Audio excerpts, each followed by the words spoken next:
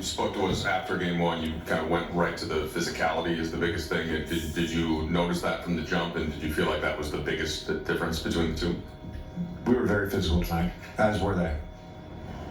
What do you think, adjustment-wise, what was something that you felt like worked for you guys as you held them to in the low 80s in points? Again, we were physical. I think, playoffs require a different level. And like I said pregame, it took us about 2.5 quarters in game one to get to that level of physicality. JJ, it was I think midway in that third quarter. They cut it to 11. You seemed like you were trying to get you guys to run a play, sideline, you call timeout, pretty animated.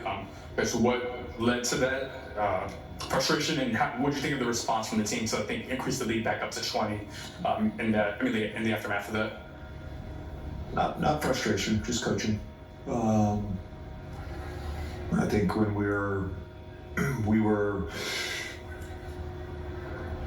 organized in the right spots, we ran some good stuff, and frankly, I thought we missed some open threes. AR got some great looks.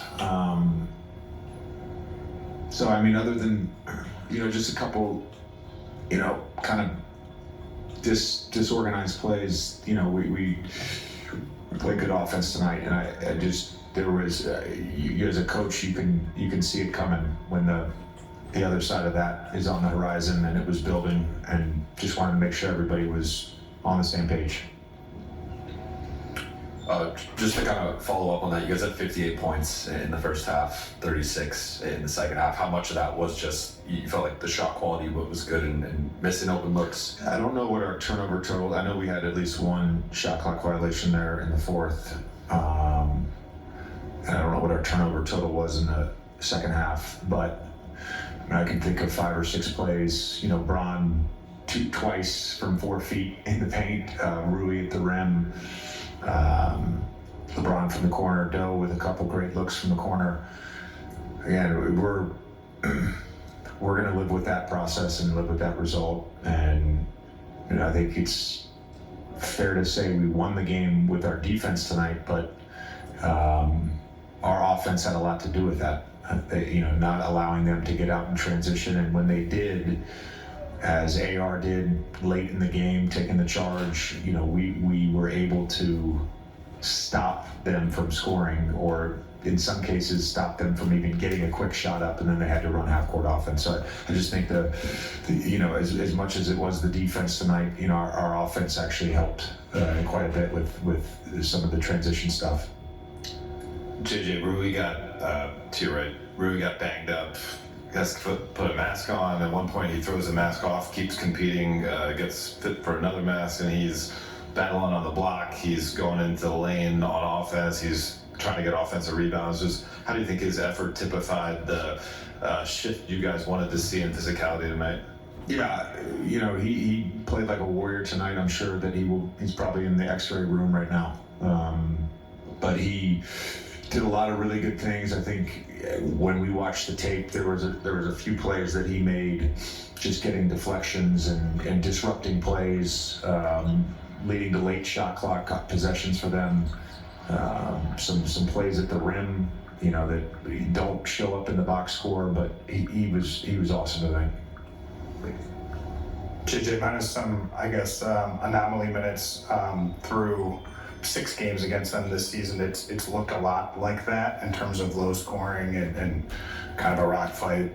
Is it fair? Have you seen enough in the series to kind of anticipate it's going to look to some degree like this moving forwards? Well, yeah, I think you can sort of anticipate that, but